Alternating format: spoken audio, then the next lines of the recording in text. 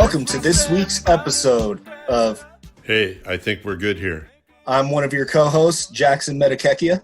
And I'm Matt West, and we're here getting to know the sport of volleyball through the life experiences our guests have to share with us. Come take a listen. Today's guest is a University of Washington head coach, Keegan Cook.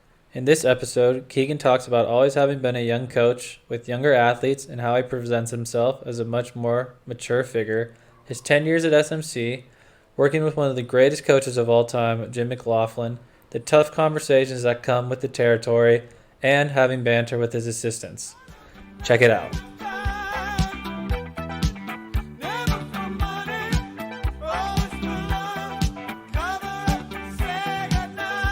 Oh, look at that background. Come on. Serious organization here. I wish I had a whiteboard behind me. That's legit. Yeah, with my hieroglyphics on there. Oh, I love that. Remember your why? That's big time. You got some big time stuff up there. Oh, man, he's going to steal your stuff, and he's going to patent it on his own. It was all a secret to begin with, too. Yeah, I'm stealing Marv's stuff, and I'm stealing your stuff. Cool. Nice to meet you. I've been hearing your voice for like the last 2 weeks, and so it's nice to match a face to a name. Yeah, nice to meet you, man. Thanks for coming on short notice and Matt messing up the schedule. I mean, I was planning on staying up late. I was going to have my cold brew, a little 11 p.m. volley chat, but now it's, right in the middle of my day, Matt. So, yeah, let's make it happen. You're welcome. It's a nice break from a routine. Routine, like we've got that right now. Yeah, right. Be flexible, right, Matt? That's right. Adapt and survive. Matt's so flexible, he has to use Jackson's secondary Zoom because he can't figure out Zoom on his own here. Is that what's going on? That's not true. It's just it's a monetary thing. Right. There's limits, aren't there? Yeah. 45 minutes just isn't enough for you, Keegan. You got to keep going for 75. My biggest stress for the last few weeks was, what is my song going to be? That's what I've been thinking about. And how am I going to get judged based on that? It's an important decision. I'm glad you've been thinking about it. You got to remember your why in this whole thing, right? So when you pick that song, it's got to be you. It's pretty authentic. I'm excited. Well, let's get this thing going, man. Thanks for coming on. We're super stoked to have you. Jackson's been pumping the coaching train lately. I think he's over hearing athletes speak. Not over it. Just want a little balance in my life. He's over it. So we're stoked to have you on. One, because you're a great guy. And two, you just happen to be the head coach at the University of Washington, which is okay. All right. I know why I'm here. It's okay. Yeah, it's all right. I'm glad. So I guess, how did it start? Where did you start volleyball? Yeah, I started the game in Northern California. I was the younger brother of a sister who was pretty gifted, ended up being a Division I player. And so I got dragged around to gyms, and I think my story is not that unique. I think a lot of young boys were like that. You're just sitting at these tournaments from 7 a.m. to 7 p.m. and finally you just steal a ball from the ball cart and start, doing your thing in a corner until it rolls on the court. Then everyone yells at you, like that was the life that I was living back then. And it was interesting. There was a group of guys who were a little older than me that made boys volleyball kind of a thing. And Evan Paddock is the name that people will know, but he had a group of guys. They were 1 year older than me, and they started playing in middle school at lunch. And so then a bunch of younger guys started playing as well. And so that kind of became our crew from 6th grade to 8th grade, playing boys volleyball against girls only. I didn't play against a boy until high school, so it's just whatever it takes to play. We had a good group kind of making it happen. That name was brought up last segment. Mansfield brought him up too. Oh, really? Yeah, because I asked him, I was like, did you cross paths with Paddock? And he's like, he's a bull. Yeah, man. There was Evan at our high school, and then there were 5 guys just making Evan great, just how do we get this guy the ball? And my favorite memory of Evan is sadly we lost his senior year in the finals of NCS or CIF, whatever it was called back then. And it was side out scoring. So Evan had 52 kills and 18 blocks, and we lost in 5 sets, which says a lot. Says a lot about my contribution during that match. But yeah, amazing teammate and player, of course. So yeah, shout out to Evan. He's out there. So then going forward, was it an active choice to not pursue college volleyball, or was it something that was bestowed on you because there wasn't a lot of opportunity? It's a really nice way of saying you're 6 feet tall and don't jump very high. So what exactly was your plan? Well, because then you went on and majored in math. Yeah. What was it? Again, my sister went to St. Mary's College of California. I ended up kind of following her there, but we didn't go to school together. She graduated and I walked in, and she was a big shot. So she got me some automatic cred and some friends, within the athlete community. And I was actually a student manager, for the late John Stevenson, and I was helping out just in the gym, just doing whatever. And I didn't even know that I was in the presence of like a pretty damn good coach, doing his thing. And I just happened to be there. But no, when I look back, Matt, on my playing career, it certainly led me to like want to coach. I had a bunch of really good coaches when I was young, and then I had a moment in high school where I got cut from my 18s team, and it's an interesting story. I got called. We had a 2-day tryout, and after day 1, I'd been at this club for a number of years, and the coach called me and he said, "Hey, you're having the best tryout I've ever seen. Like, you're playing great. No matter what you do tomorrow, you're not going to make the 18-1s team." And and I just like it gutted me. Like, it just gutted me like to my core. I loved the game and I loved my teammates, and just to like, you play at this club for 2 years and they're like, "Hey, you know what?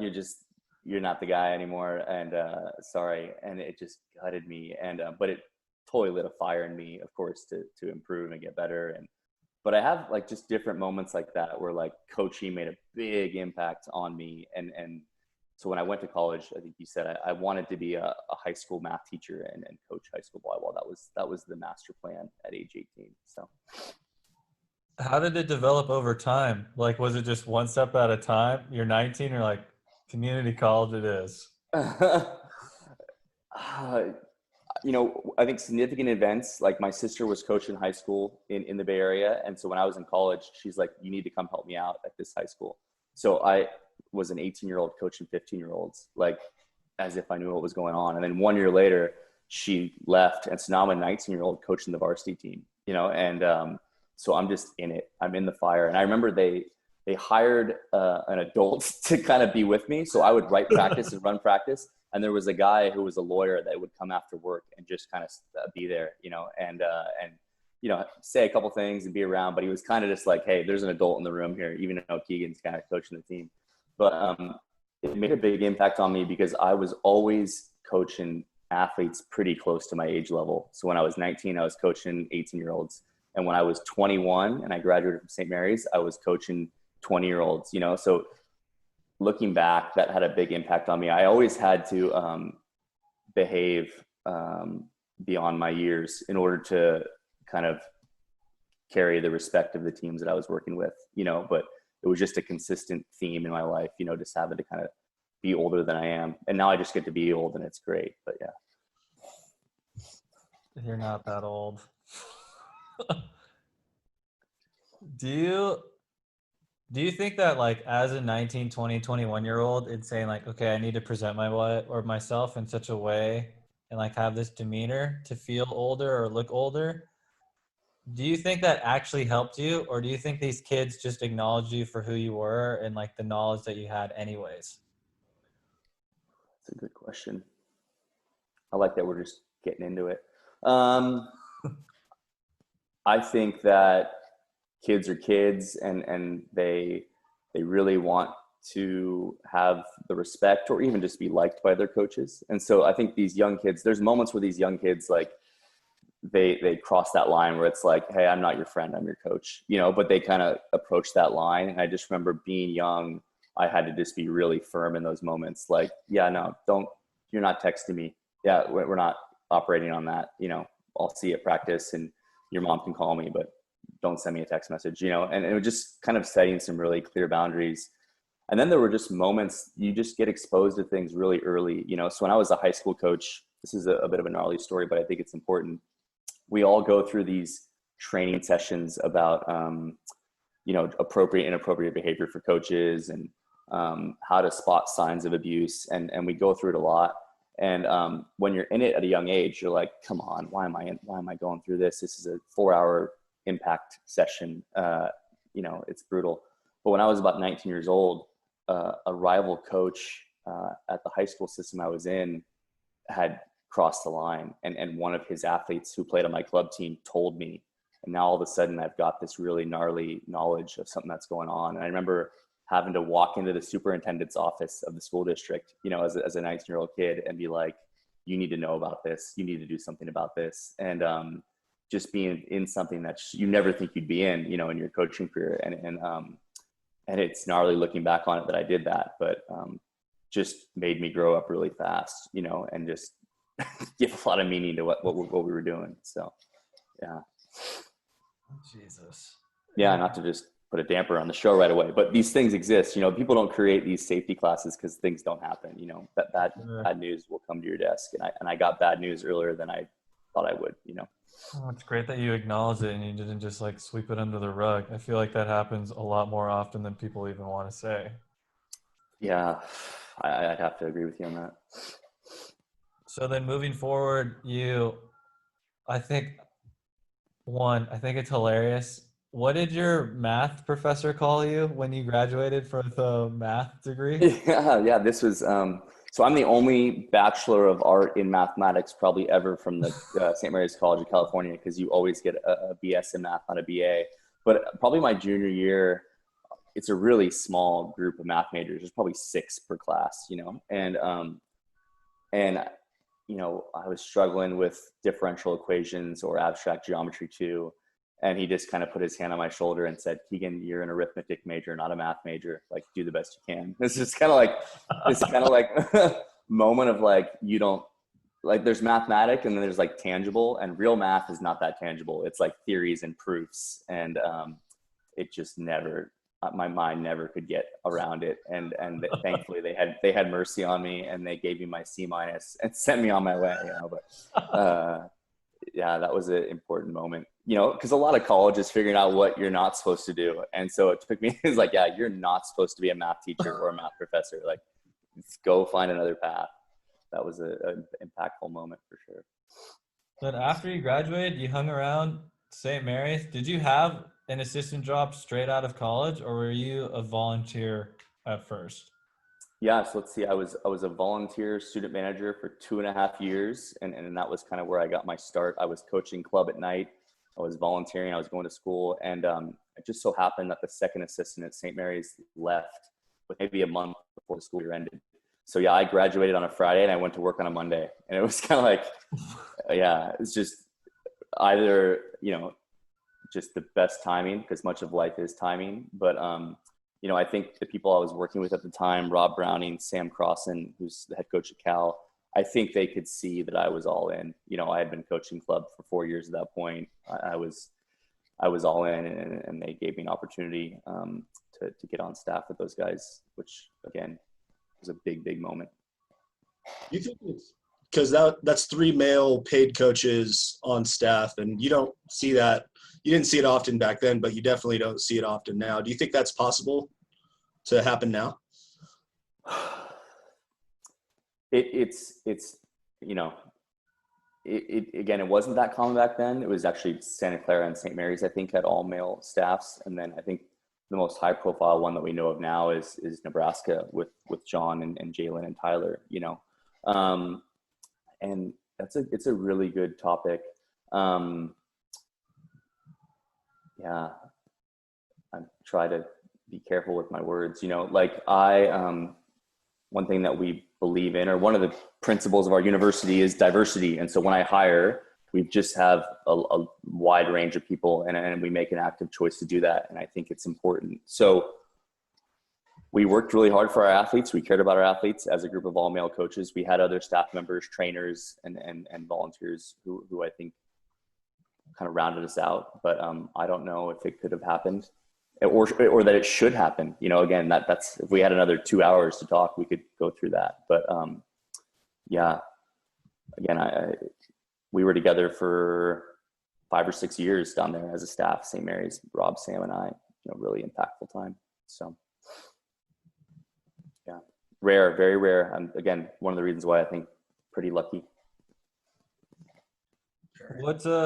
What's one thing that you learned from Sam because that like just carried with you, or one moment with Sam that you're like, okay. Yeah, I was going to say labeling folders, because if you're with him, you would know that if you label folders incorrectly with too many spaces or not enough number of zeros, he's going to crush you, but that's not the thing. So the most impactful moment I had with Sam was probably we were reviewing film heading into the NCAA tournament, and we're watching some big time, Power 5 schools that we're likely going to run into. And I'm watching the film and I'm looking at him going, this doesn't make sense. Why are they doing that? Like, that's not a good use of their resources. And that's a bad play to run there. And I was just kind of critiquing. And he kind of stopped me. He said, Keegan, nobody knows anything, which was kind of this statement of just because they're at a big time school doesn't mean they're any better than you at coaching, like just, we can beat anybody, if we just play good volleyball. And it was just this kind of moment of, you can do this, you can coach at the highest level. Like, don't think that, just because we're, little St. Mary's, that we can't just wreck people, and that was the same year. It was Sam's last year where we lost 15-13 at Stanford in the second round of the tournament, and against Alex Kleiman and, in her prime. And it was, a big moment. But yeah, that's my best Sam story. Not my best Sam story. That's a Sam story that I think people can learn from, like, you can do it, you got to get in and do the work, but there's nothing preventing you from coaching at whatever level you want to. Do you remember what your moment was in like your coaching career where you're like, I might actually be pretty good at this? Don't say I'm still waiting for it, because It's a fair critique. I coached a 16s club team that had my cousin on it. And, we were seated 27th in, back then would have been like the national division or something. And we lost our first match, and my cousin was so mad at me. I hope she hears this one day. She went up and this kid never had cried all year. She's just like a rock. And she goes up into the top deck of like main court and just is bawling her eyes out. And so I go up there and I talk to her, and, the poor kid was like a setter, in a 5-1, and she's my cousin. And like, she's just hearing my voice every minute of every day, for the last 2 years. And, there's all these complicated family dynamics. And, but she kind of like brushed tears off her cheek. And then we went on to, I think we won every single match after that. We might've only lost like one set. And we were like starting to run into these big time clubs like A5 and TAV, like with these Division I athletes, these 6'5" monsters. And we've got like our 2'5" outsides, and we're just serving and passing and siding out people to death. Like, we're just wrecking people, we're siding out at 75% and just kind of, we end up winning the whole thing. And it was like, after being seated 27th, and it was kind of like, oh, we can do some things. We can teach, and team has really good chemistry. And it was that was a pretty impactful moment, I'd say, where it was like, all right, let's see what we can do with this thing. Yeah, that's pretty. 27th to first. Yeah. Not bad. It wasn't, 16 open, but it was still like, yeah, we are far out kicking our coverage here. And, it was special. That was a pretty big moment early in my coaching career, I'd say. Yeah. When Sam left and then that first assistant position opened, how badly did you want that first position? Man, I worried about all the wrong stuff back then. It's so funny, like, at that point I was 23 or 24, and I was as hungry as I could be. And, but I was just such a knucklehead. And, So Rob was interviewing a guy named Brent Crouch, who's the current head coach at Auburn University. And it was kind of getting down to the end where I thought we were probably going to hire him. And, there was just a moment where, it's just me and Rob in the office. And, and I said, Rob, I don't care what you pay me, but I'm the first assistant and he's the second assistant.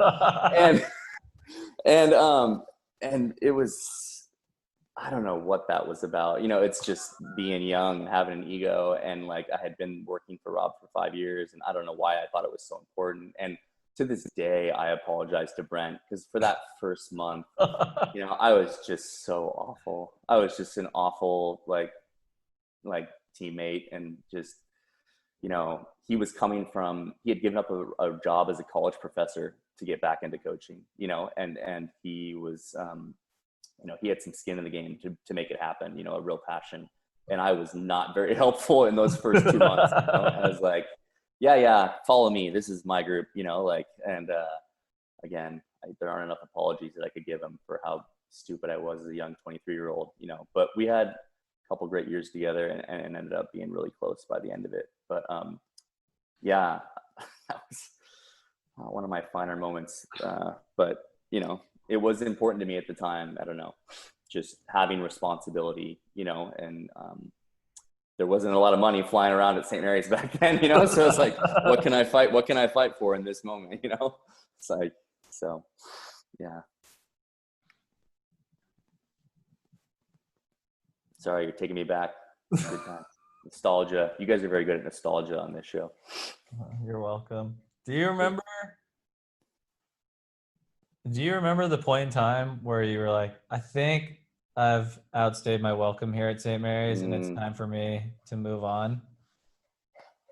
Yeah, that's such a important moment, Was it like a process? Obviously it's a process, but were there steps involved, or was it just a day or a year, like a preseason and off season where you're like, I just want something different, or I just want something more, or whatever it is?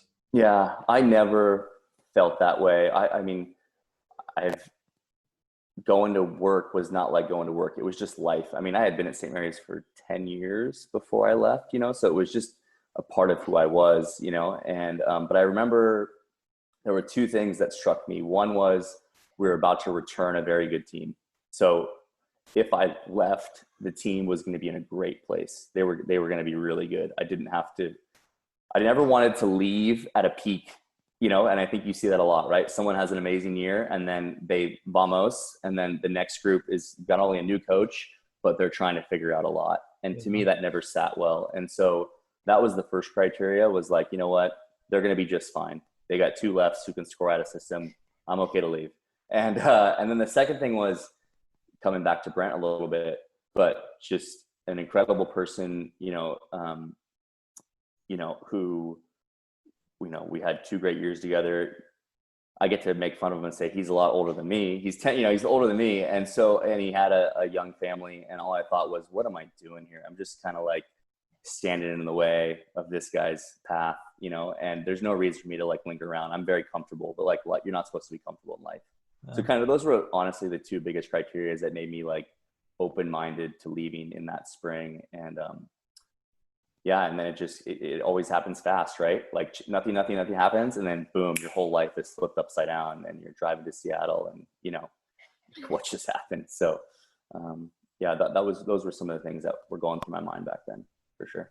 When you did leave St. Mary's, were you in the mindset of want to be a head coach one day and you're continuing that path, or was it just the next step, or how did you frame that in your head?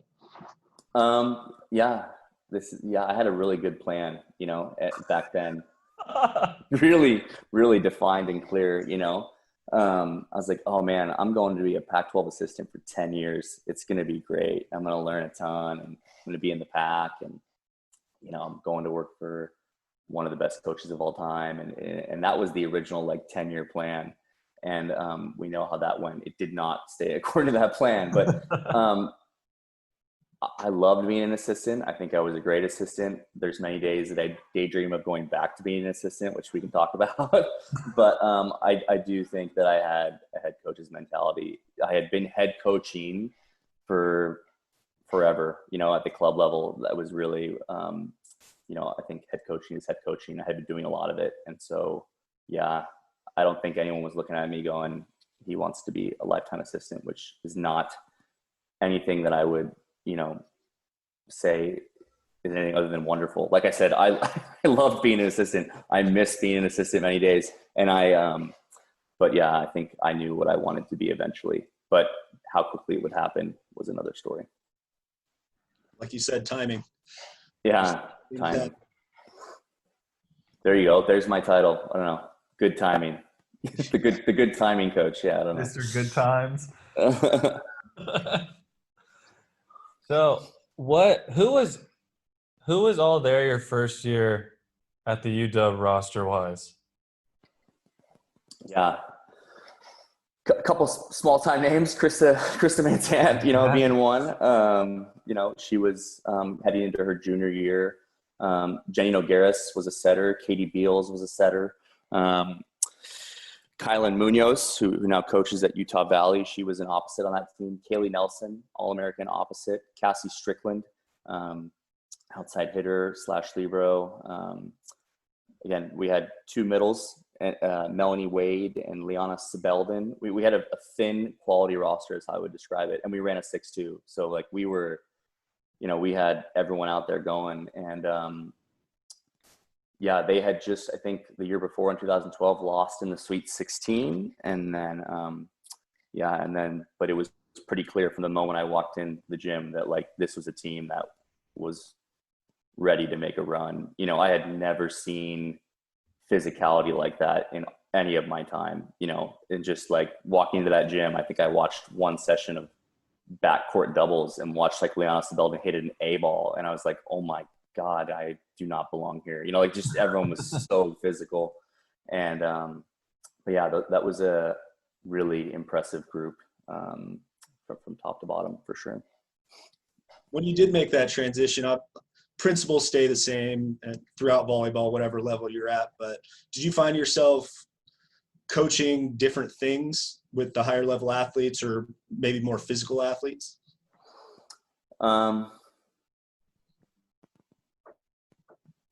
Nothing changed for me in terms of what I was passionate about and what I believed I could teach.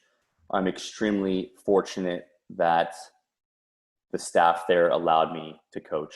Imagine this, you've got this great team that's ready to make a run, and some new guy walks in and starts coaching and serving as if, it belongs to him when it doesn't.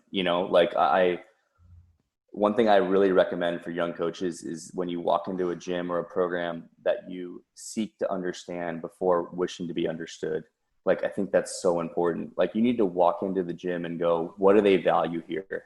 What do they value? And so a big part of my process when I got to Washington was I watched every match from the Pac-12 the year before, and I data volleyed. They were already data volleyed, but I re-data volleyed every single match so that I could know every moment and know every skill and know every player really deeply, so that when I did have something to say, that I had something to back it up, that I had done some work to understand what they were about.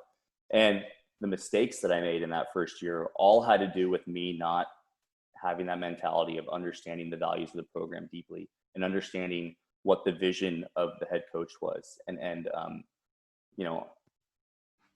I was a go-getter. I had ideas to share. I thought I knew what I was doing a lot. And so sometimes I deviated from the vision of that program, and I had to be kind of brought back into that. But it helped me out as a head coach a lot, and I really would encourage assistant coaches to really deeply try and understand what they've walked into before they try and, quote unquote, leave their mark on it, for sure. Good stuff. How long did it take before J-Mac laid into you for the first time? His timing was perfect. It was needed. I didn't sleep, that night. And what I would say, and again, I think it's not my place to talk a ton about those teams because they weren't my teams. I was in it. I was in the trenches with the crew, but there's so much more that you know as a head coach. But what I would say is I would never have the capacity to do what I'm doing if not for Jim McLaughlin. I would not have the capacity to, I would have washed out very quickly. And so I'm eternally grateful not only for the opportunity, but that I am able to, just handle the multitude of bad news that you get in this role and then keep moving forward, and not be such a sensitive guy like I was back then. Stop crying so much, just get to work. So I think I'm a lot stronger because of my time in those first couple of years, for sure. How long were you the assistant there before? 2 years? 2 seasons. Yep. 2013, 2014. Yeah. We went 62-6 over those 2 years, I think, Your first year was the Final Four in Seattle? First year was the Final Four in Seattle. We had won that Elite Eight match, which I think just replayed recently on TV. Is that when you guys were down 0-2 to SC and then turned it around? Yep. I just watched that match. It was a phenomenal match. Krista Van Zandt. All world. Pretty epic moment. And then, there's so many little stories that people don't know about, like Gabby Parker, I think, had the final 2 kills, in that match. And Gabby Parker was kind of an OH3 / middle blocker 3. She was just doing whatever the team needed, and so she gets those 2 kills, after not playing most of her senior year in a very meaningful role. But, that's the best part of the game. I think you both know, like, when someone puts in a ton of work and then something just unexplainable happens, like that's the stuff that gets me through those, long serve and pass days, just like the magic of it, pretty amazing. Did you know it was coming when Jim was like, I'm out of here? Or were you totally caught off? I mean, no, didn't know. Yeah. Just, again, it's been 5 seasons, and it was a surprise. And what I would speak to is kind of everything that happened, after I got hired, because I think this is another lesson. People always say, like, oh, are you ready? Are you ready, Jackson? Are you ready to coach at Reno? Are you ready, Matt, to go play pro? Are you ready? And the reality is you're never ready. You're never ready for the job you have. You're never ready for the role you've never had. Get out of here with that ready stuff. The only question is, are you willing? Are you willing to just show up and go through that process? And so I just die every time I hear people say, like, oh, are you ready for it? No, they're not ready for it. You can't be ready for it. But you can be willing, and you can show up every day and take it on the chin and dust yourself off and go again. And certainly that's what those early years were like, just screwing it up, having a teammate bail you out and pick up the pieces and go again. I can relate. Yeah. Any coach can, I think. Jesus. Do you remember were you nervous for your first match as head coach? Oh, that's a good question. Was I nervous for my first match as a head coach? I think so, but again, I had a lot of confidence in who our team was, just in how quality they were. I will tell you a moment that was scary. I'm trying to think if I have this timeline right, but so my first year, I think we went out to American University out on the East Coast. American's got this great program and this great little gym, and they have an awesome RPI. So every big time school wants to play them. And so, they're really smart. They know we all want to play them. So like, yeah, come play us. You're going to pay for your own flights and your own hotels, and yeah, come on over. So we went out there to play, and we played James Madison and maybe some other team. And then we're getting ready to play American, and they're no dummies. They know what they're doing. They've got the gym packed. Like, this is their biggest match of the year. Like, they always bring in some ranked team. They pack it. They're fired up, ready to go. And they jumped us, So like, we're down 2-1. We're like ranked somewhere near the top 10, and we're down to American 2-1, and we're playing the worst volleyball I've ever seen. Like, we were just like can't set quick. We're dumping everything to our outsides. One of our outsides has already taken 60 swings. Like, it's just bad volleyball. And like, they're fired up and they're getting let serves. It's all going bad, And I remember looking over at Jason Tui, like, we're really going to lose our first match to American, like, if we lose this match, like, people are just going to crush me. They're going to bury me, and Washington volleyball is over. And, we fight back and we end up winning in 5 again, both teams probably hit 100. I don't even know. It was just like brutal. And I just remember going like, that was a disaster. Like, oh my gosh, can we do this? And then you fast forward 3 months later and we're the Pac-12 champions, like, it's just like, you just don't know. But like, for that first weekend, it was like all my nightmares, like, coming to fruition, right? Like, everything that I've worried about happening is happening, and it's like, it's all spiraling. And so that was a fun moment to laugh at now. Not so fun back then. Yeah. I can imagine. Shout out to American University. Great program. Really impressive. Thanks for that learning moment. Thanks for that lifetime memory. Yeah. Who's the best kid you've coached in your time at the UW?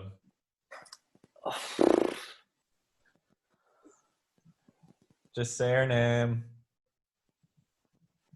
I'll say someone, and then I'll give you a little better why, because best is such a loose adjective. But Krista is the best player, but I think what makes Krista special is her willingness to be coached and her humility. Just someone who, no matter what they accomplished, they showed up and they treated you the same each day. If I had the abilities that she had, I think I would be an egomaniac and not a very good person. Like, I've just never been around someone who's so fiercely loyal, who, can show up when they're needed, and who just doesn't. I'm just blown away. Again, you can just list the intangibles. And I think that's not uncommon. Like, when you meet the best of the best, they're there for a reason, beyond just their ability level, and they stay the best for a long time. Just talent is rare, but talent plus intangibles is even more rare. And KV has the whole package. And certainly saw some incredible things, and thankful that I had 2 years. Wish I had 10 with her. Really impressive. Amongst a large list of people who are impressive for different reasons that I've worked with. For sure. Yeah. For sure. Do you work? Obviously working with Tui's got to be awesome, considering like her whole family embodies Seattle sports in general. Yeah. What's one thing that you've learned, not necessarily about volleyball, but just about like the University of Washington and what it stands for from Tui? Man, my one-liner that I tell people is like, Tui's in charge and I'm a glorified mascot, like she is Washington volleyball, and she has such a pride in the university, and she will never hesitate if I am drifting outside of the values of the university. She'll never hesitate to go, hey, no, bring it back here. You need to recenter yourself. And what are we about, and that, I think, is a very undervalued skill. Not to go off on a tangent, but thinking about the coaches who might be listening, candor is really important. Being able to tell the people you work with and people you care about that they're not doing a very good job for some reason, or that they've drifted away, is important. So that's something that Tui has. The reason why I love the University of Washington is I think it's one of the few places where you don't have to choose between high performance and high character. There is a tremendous pressure to play the game at the highest level, but we're never going to have to sacrifice recruiting awesome people who really value their education. And so that part of it really connects with me, and maybe the better way to explain it is, I don't want to be a pro coach yet. I don't want to, be performance only. I wanted to be a teacher growing up, and I love coaching as an educator. I don't want to be, just a professional performance coach. And I worry about that with the future of college sports, which is a topic of its own, which is if we become some sort of semi-pro model, I just don't know if that's going to be for me. I just don't know if that's going to connect with me like being an educator does, So, people are excited about the possibilities of what could happen in the future, but I just think we have to be careful. What we have is pretty special. The amateur athlete experience, going to school and competing is pretty cool. And I haven't met very many pros who look back on their college careers and go, that was the worst.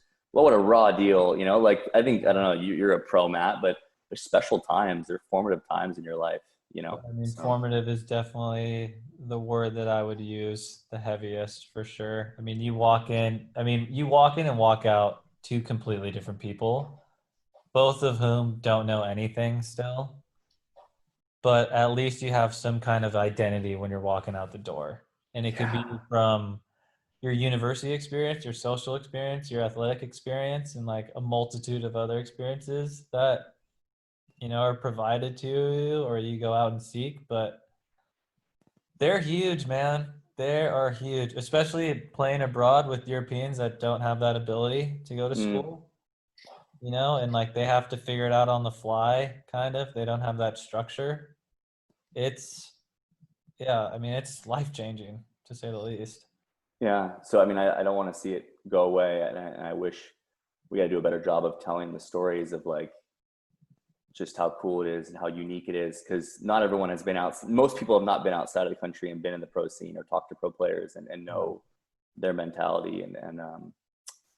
So yeah, I'm with you. Just, it's a special deal. But once again, as head coaches do, I've taken us on a tangent. So someone get us back on track, Jackson. All right. So you had a really nice run last year, and with the way the world's working right now, as of right now, the Pac is having a season. What is kind of your mentality going into this season?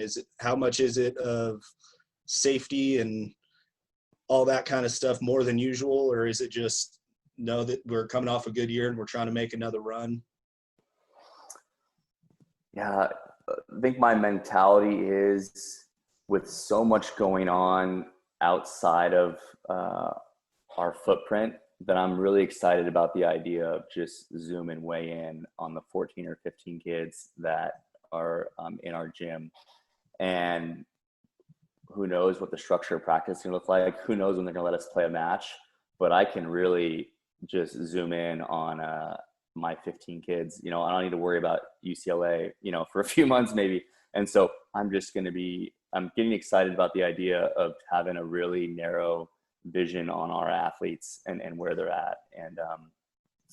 And that is an exciting and helpful mindset for me. Just there's so many things above me that are swirling that I can't control. And so I get to kind of, peek in every once in a while. Hey, are we getting any closer? No. Okay. I'm back on my athletes, and I'm excited about that. I have not coached in a very long time, and it has not made me the best version of myself. And there's some moments that I've appreciated being with my family, having some road trips. I haven't road tripped in a long time, with my wife. But I know that volleyball isn't just a profession, as you both know, it's so closely tied to who you are. So when you take it away, you're not your best self. And so I'm really excited to, I can't believe say this, just serve 1,000 volleyballs over a net at a player, and just be back in it. And I just have come away with a new appreciation of how much meaning, this vocation has for me as an individual. So. What kind of things have you been doing with the team and the staff in the last 5 months? I'm sure a lot of video things, but anything maybe unique or something that went really well with the team? Yeah, we've all been kind of calling each other throughout the business. What are you doing? What are you doing? For the first time, we did a shared book reading. We read a book called Legacy about the New Zealand All Blacks. And what was cool about it is it's a book focused on culture and a lot of off the court behaviors and principles. And so when you're not on the court, it kind of was perfect because now they were able to really think about our culture, how it's going to change with a new group of players, what we want to keep in place. And it just was an awesome kind of launch point for our weekly discussions. And so we only read about 2 chapters a week and then circled up and had different questions about it. And that was probably one of my favorite moments because the athletes were really taking a step back and looking at our program from a different vantage point. I thought that was really cool.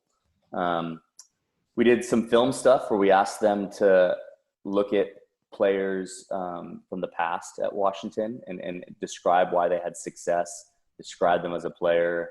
What do you notice?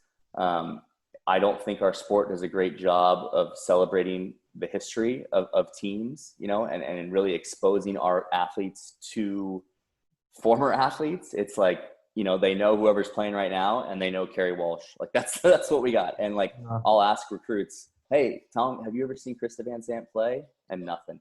That's like, if you don't know who that is, and you're going to know who that is pretty quickly when we get to Washington, you know? So I think we've tried to spend some time showing them, hey, look at this player. She was 18 years old, just like you, and look what she can do. You can do it too. I think that's so important, like giving athletes a vision for who they can become and getting them fired up on it is a pretty cool deal. And so that maybe you could lump up a lot of what we did with film with that. So, yeah. Yeah, Marv is pretty big on that concept too, especially when we're in camp. Actually, I remember saying it when I worked camp with you guys, and you said, does anybody else have something to say? And I was like, yeah, I think it's important as camp counselors, which are your athletes, right, to go out and do a great job at playing the game, because nobody's here to watch us coach. Nobody really cares about us coaching, if we're being honest here. The reality is they're here because they want to see UW athletes perform at a high level right in front of them. Mm-hmm. Right. And so, like, you know, you see and you do. If you tell them, it doesn't mean it's always going to go through. But when you see Kara Bajema hitting sharp angle, some 14-year-old's like, I think I might have a chance. Yeah. To be able to do something like that. At least I can try. Yeah. Again, no one's ever, you know, when you have a vision for who you can become, it's extremely motivating, you know, and you hear about it in a lot of different areas of life, you know, making sure that we elevate those people. So again, I really wish volleyball did a better job of just showing kids who they can become, you know, we got some work to do in that regard for sure. Yeah. So you've told me 2 great stories, like incredibly quotable for me. And I talked to Maddie about both of them yesterday, and we were just laughing it up. Oh, boy. And I think one of them was you worked with, in my eyes, the most competitive man I think I've ever met in my journey so far, Jonathan Winder. And I mean, that guy, if you're getting it done, he's all right. If you're not, he's going to let you know about it. For me as a setter, for sure, especially since he was a setter. But I remember you told me either you went into his office or he came into your office and said, yeah. he probably hates me because I tell this story all the time about him, but it comes back to this concept of candor. So we'll just put it in context. So I hired Jonathan. That was the first thing I did when, you know, after I became the head coach, and hired him away from Pepperdine men's volleyball in the middle of the season, which I'm sorry for any of you athletes. You kind of needed him. I needed him. I needed one more year. I wasn't, you know, again, fully aware of what I was doing in that moment. But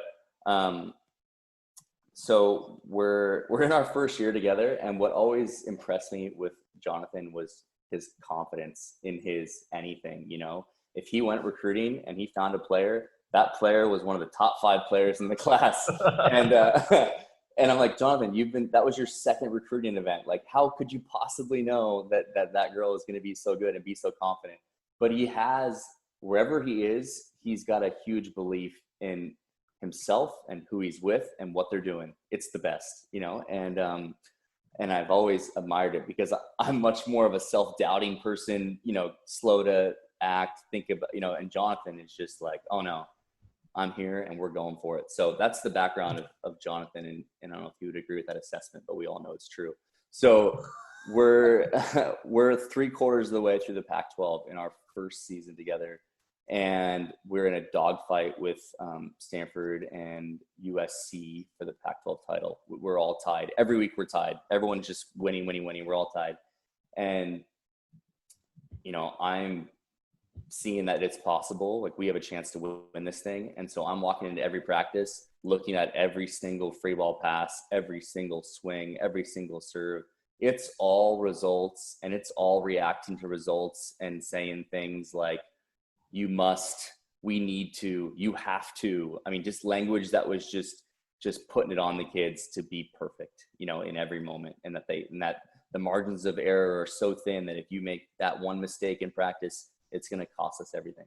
So sounds like a lot of fun, right? Just in terms of having a coach who's doing that. And so Jonathan walked into my office after practice, and I'm still all keyed up, and he's just kind of like circling my office like a shark. And I'm just like, yo, what do you want? And he looked at me and he said, I've played for quite a few coaches in my time all over the world. And I'll tell you right now, I wouldn't want you to be my coach. I wouldn't want to play for you right now. And imagine just like the record player in the room, just like stopping, and it's like dead silence, and you're looking at each other. And it's like, I think I said like, yeah, okay, got it. And like, get out of here. And he left. And then I went to my car and I just sat there, and just thought, man, if Jonathan Winder has a problem with me, it's not his problem. It's my problem, like if I must be in a really bad place. And I sat in my car for a half hour, probably bawled my eyes out, and then, Tui called me because she is aware of everything and just said, you all right? I'm like, yeah, I'm all right. She's like, okay. And but it changed, you walk into the space the next day and you're certainly in a different mindset and a much healthier one. And you stop coaching from that place of fear. And that would maybe be the lesson there, is when you're coaching from a place of fear, you're always going to be your worst. And when you're coaching from a place of who you like sincerely want to be, then you're going to be your best. And I was coaching from a place of fear, and Jonathan Winder is not going to let you do that for very long. So yeah, shout out to him for helping us win the conference title, that year in that moment, because I certainly could have screwed it up.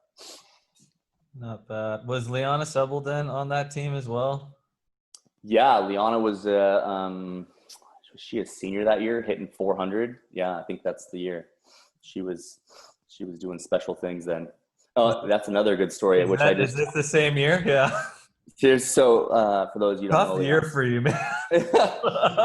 Just screwing it up left and right. So she told me this story about a week ago, and you and I had talked about this story. Yeah. So we were heading into the tournament, and Liana is currently the NCAA leader in hitting efficiency at like 406 or something.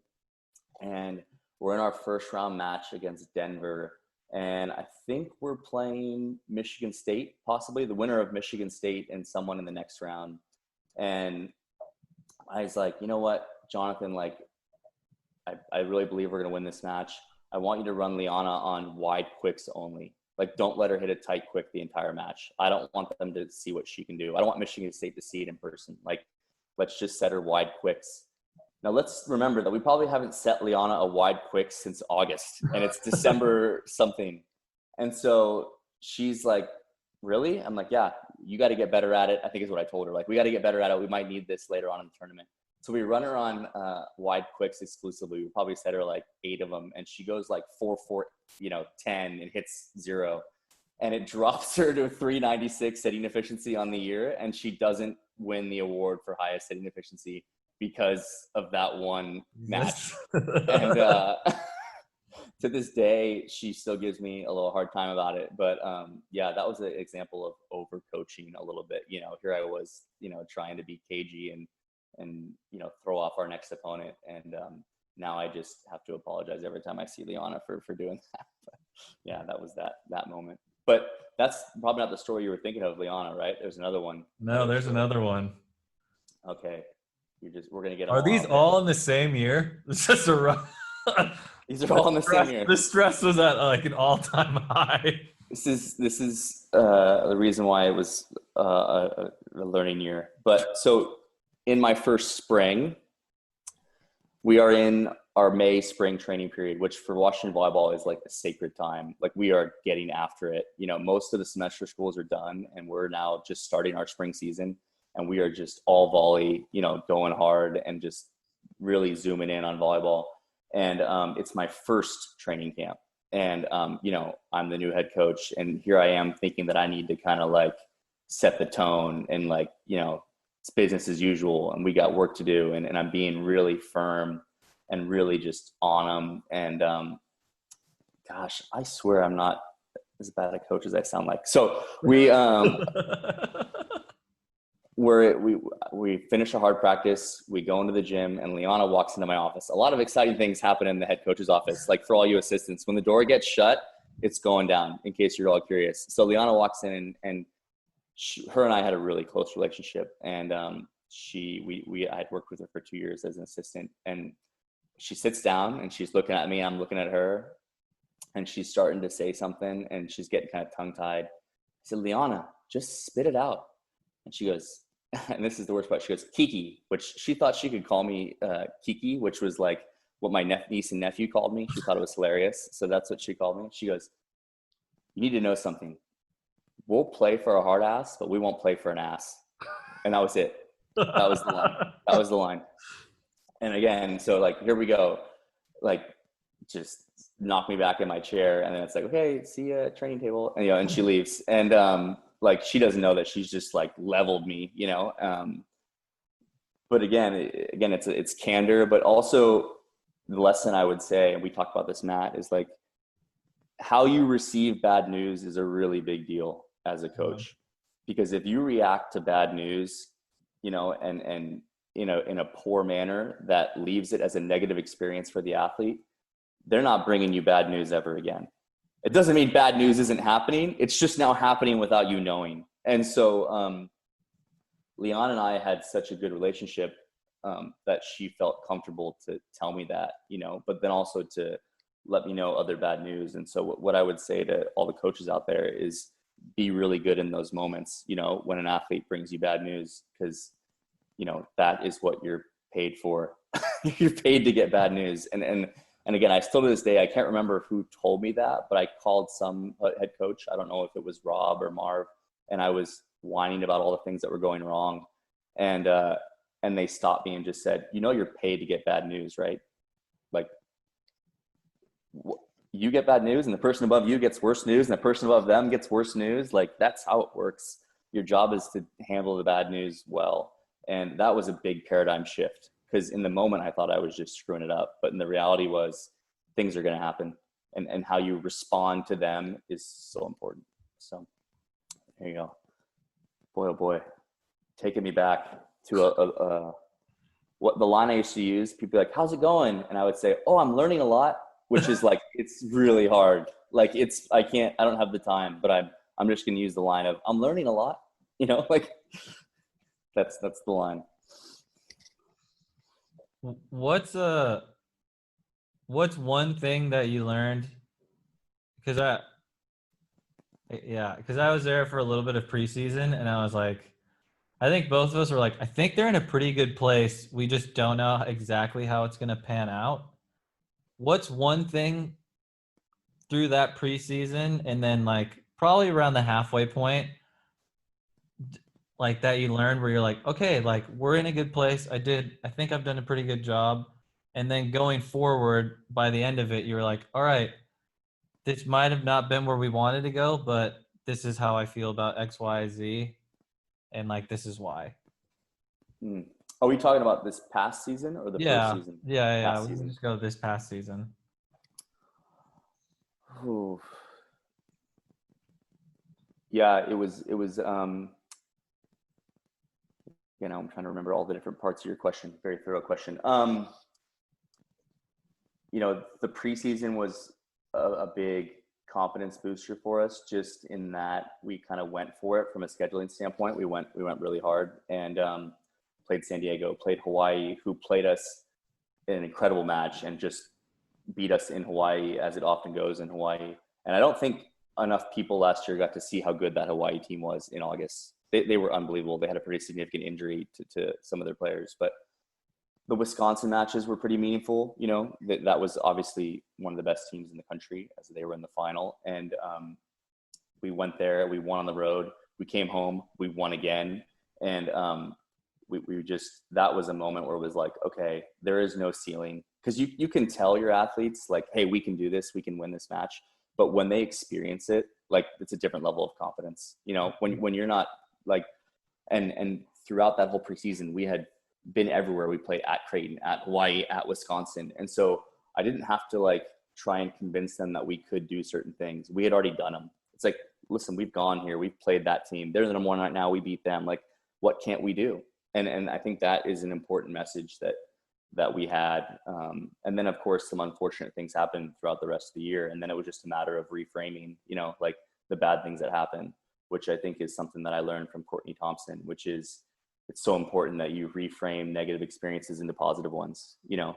And the one that sticks out to me was we lost to Washington State in 5 at home, our last conference match for the second time, you know, losing to your conference rival. You know, we had just beat Utah in an epic match, and then we lose to Washington State at home on senior night during the Apple Cup with a senior class that I love dearly, you know, and it's just, you're gutted. But then you have this opportunity to go, you know what?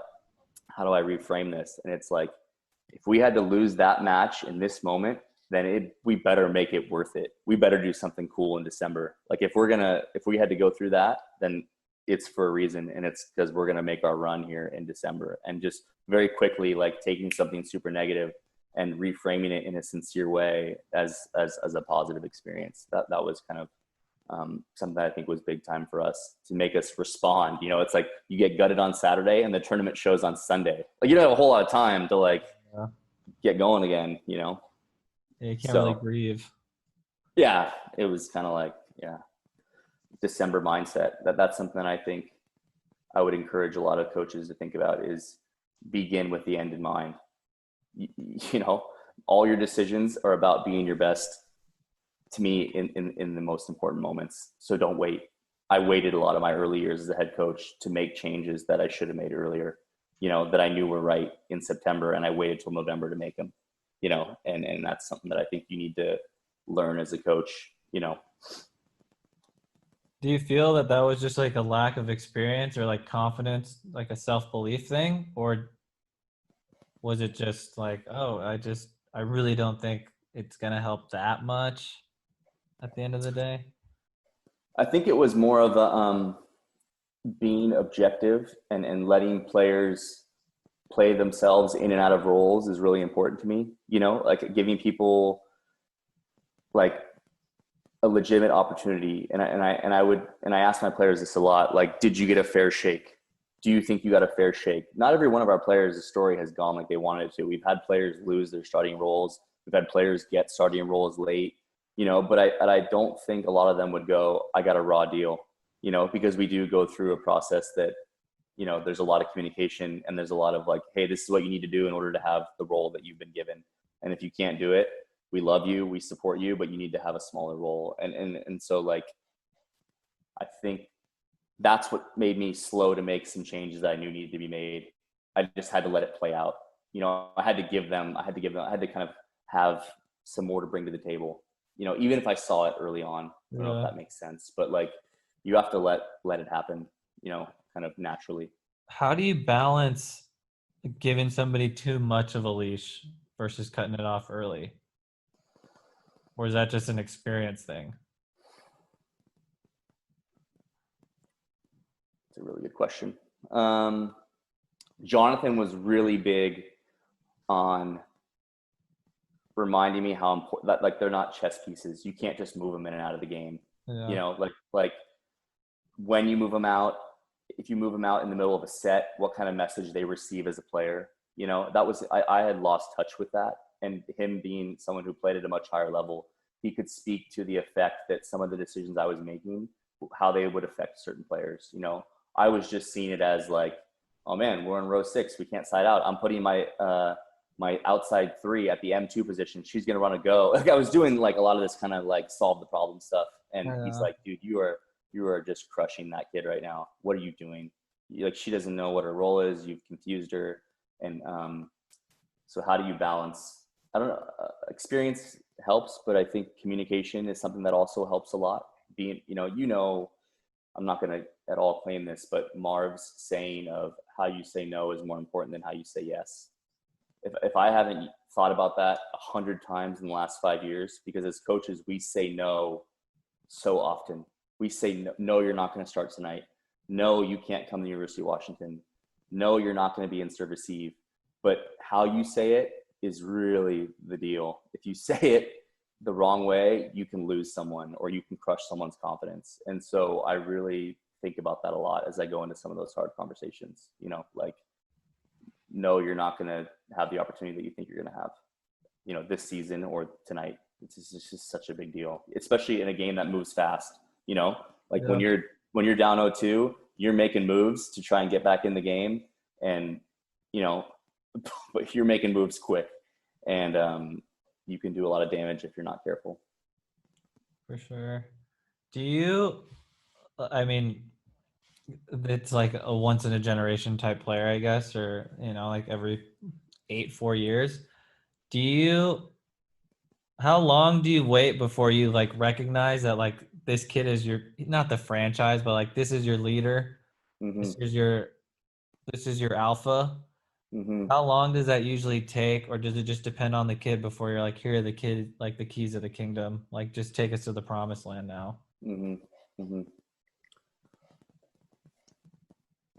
Again, just you can see it, but in the eyes of a player's teammates, to me, like they have to prove it to their teammates, a certain number of times before, like I think a coach sees it long before a player earns it in the eyes of her teammates, but there's always a moment, and you got to be paying really close attention, like in a training camp or in the preseason where like something happens, and someone asserts themselves, and in that moment you have to be ready to strike and go, you know what, I subbed you in game 3 and you took over, and you know what, we're riding with this, like you made the most of your opportunity when it came, so you get to go for it again, and yeah, it's a great question. It's a great thing to think about. It happens at different times for different players, for sure. That is a little bit of the story. Again, it's pretty fresh with Kara, early on, not so much in her junior or senior year, but in her sophomore year. She moved in and out of that outside hitter role, and I wasn't playing her for a period of time because I didn't think she had earned it. She had gotten an opportunity and she hadn't nailed it. She had missed the opportunity, and so she had to wait for her next one. And it led to some hard conversations, where it's like, I can do this. And it's like, yeah, I agree. But you know what, for now, you don't get to do this. You'll get to do it. And then, in the tournament, in our match against Illinois, she's got 27 kills. And it's like, it all led up to that moment. And then all of a sudden it sets her up for the next 2 years of her career. But, it's got to go when it's got to go, I guess is what I would say. Yeah. If you force it too early, and this is a good coaching thought, Jackson, is just, if you give someone too much responsibility too early, you can really crush their confidence, and then you're going to get set back for a long time. And I used to be big on like addressing every weakness a kid that walked into Washington with and being like, we got to fix this, this, and this, instead of letting them do what they're great at. Let them do what they're great at, and then we're going to add a couple more things that are going to make you even, better. But that's a mistake that I made a lot early on, is that I gave kids too much responsibility and I just destroyed their confidence. So, because they just weren't equipped to handle it, so I think I've gotten better at that. Do you notice too, as a coach, like a roster or like that group of kids, do you see them searching for a leader at points? Like if somebody has not risen up yet, maybe in a preseason, or like there's a turn of classes or whatever, and somebody just left that was like the alpha before. Do you see the kids like seeking it kind of, and like it could be a variety of different ways, like a lack of communication from the beginning of preseason, or you feel like you have to be more of a domineering force than usual? do the kids provide you with that information as well of like, we need a leader. We need somebody to guide us. They do, but not with their words directly. Yeah, I don't think. I think for sure. with their behaviors, just with their actions and their demeanor. Yeah. I mean, I think here's a moment I think a lot of coaches can resonate with. Like, you've been in a 6-on-6 wash drill for 15 or 20 minutes and it's not going well and no one has said anything. I mean, that is the epitome of, we don't have a leader, you know? And as a coach, you might try and insert yourself and then insert yourself again. And then, but you're in trouble, you know, like, everyone can see it's not going well, but no one is, you know, jumping out there, you know, on a ledge to go for it, you know? And that to me is a sign. We've all had teams like that where, it's not good. It's not good. You need people to go for it and put themselves on a ledge. And there's all sorts of situations. I mean, again, this could be a long conversation, but sometimes you have people who are willing to lead, but they haven't invested enough time in their teammates, so they have no followers. I think that's a very common situation. So they're saying all the right things in your presence, but they haven't laid the groundwork, you know? You have kids who do all the right things and have the respect of their teammates, but they don't have the courage to put their voice out there enough, you know? But again, I think kids that are willing, I always want to work with kids that have that natural inclination to lead, and then we're going to work on it from there. I think that's a lot easier than someone who doesn't want to lead, you know, they just want to have a different role, which is okay. You know, it's not for everyone, but we always try and gravitate towards kids who want to lead and then help them from there. I think is the way that I would want to do it if I could. But yeah, so important. You remember how important leadership is when you get it right, you know, like it's one of those things, you know, when you have it and you know when you don't, you know. For sure. It's definitely a feeling that it's an atmosphere. Yeah. I mean, they set the tone every day. It can just, at a certain point in time, it just becomes a presence. You know, it's not even, they don't even need to communicate that anymore. They do organically because it's the people that they are, but they walk into the gym and everybody knows, like, we're in. Yeah. The analogy I always give them, it's like, there's some invisible like curtain that like you pass through as a player where I can't even articulate your commitment anymore. Like, it's so high, like you're so invested and we've been through so much together that you've passed through the curtain, and like, a lot gets exchanged non-verbally, you know, like we know your intentions are good. We know that you put in the work. We know that you're reliable. We know that there's just no more doubt. And seeing it happens at different times in different people's career, but when it happens, it's just like, oh, I want to be around that person. I'll follow that person anywhere, you know, like it gives me goosebumps, you know, it's like someone coming into their own. It's pretty amazing part of athletics, you know, just like you're in the presence of greatness, and just, you know, it's pretty cool. I could not agree more. It's a great feeling. Yeah. I have to imagine, the only thing I can say, like, you know, people who know who they are, like who really sincerely are living their life from who they want to be. And like, they're just so in line, you know, when you're around those people, you know, like it's hard to describe, but like you gravitate towards them, you know, like they're not searching, you know, they like they're trying to better themselves, but they have a confidence in who they are. And so it's pretty cool. You know, it's very magnetic. Oh yeah, for sure. Jackie, you have any more questions? I don't. I mean, I'd love to get you on here in a couple months when maybe some more volleyball stuff is going on and we can talk some actual shop. But yeah, I think we're good here for now. Yeah, Keegan, you gotta say it. I think we're good here. No, right. Seriously, thanks for having us, or thanks for coming on. That was awesome. Yeah, Keegan, thank you so much.